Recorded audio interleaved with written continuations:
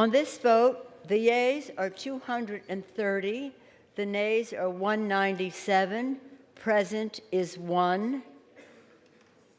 Article 1 is adopted.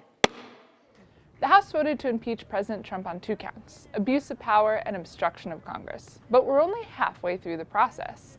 The Senate has to hold a trial now, according to the Constitution, to decide what punishment, if any, to dole out to the president for being impeached.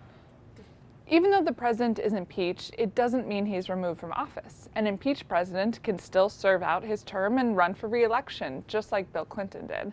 However, it's up to the Senate to decide to convict or acquit the president on those impeachment articles.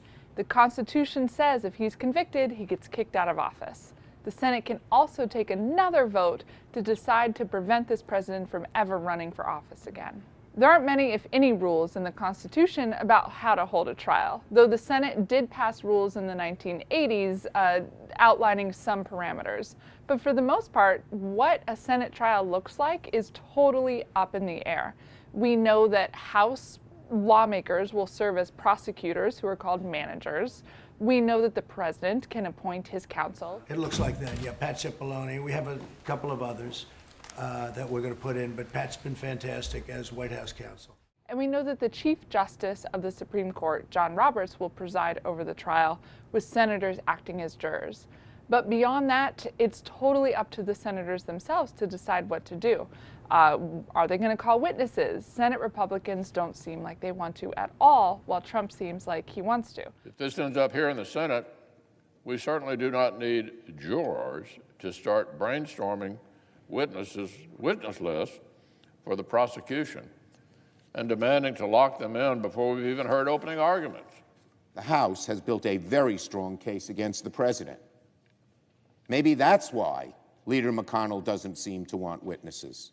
Are they going to allow new evidence to be presented? If they do have witnesses, will they be videotaped depositions that are aired on the Senate chamber floor, or are they going to allow lawyers to cross-examine these witnesses? Are they going to make it 2 weeks? Are they going to make it 6 weeks or a couple months? It's all up in the air right now. I'm not an impartial juror. This is a political process. There's not anything judicial about it. I'm going to be very closed-minded about this process. There's nowhere in the rules that I've seen that a Senate trial has to be totally impartial like a criminal trial. Senators do take an oath to promise impartiality before the trial begins, but our founders chose to leave impeachment and its punishment in Congress rather than giving it to the Justice Department, for example. And that means they understood this was a political process. Everyone was expecting the Senate trial to start in January after the Christmas break. But right after the House impeached President Trump, Democratic leaders threw a wrench into that plan. We're not sending it tonight because it's difficult to determine who the managers would be until we see the arena in which we will be participating. Pelosi is considering withholding these articles of impeachment from physically moving over to the Senate floor.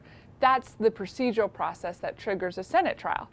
She is open to holding these up to try to get leverage among Senate Republicans to call witnesses, especially those in Trump's orbit who might have known more about his Ukraine efforts and didn't testify in the House.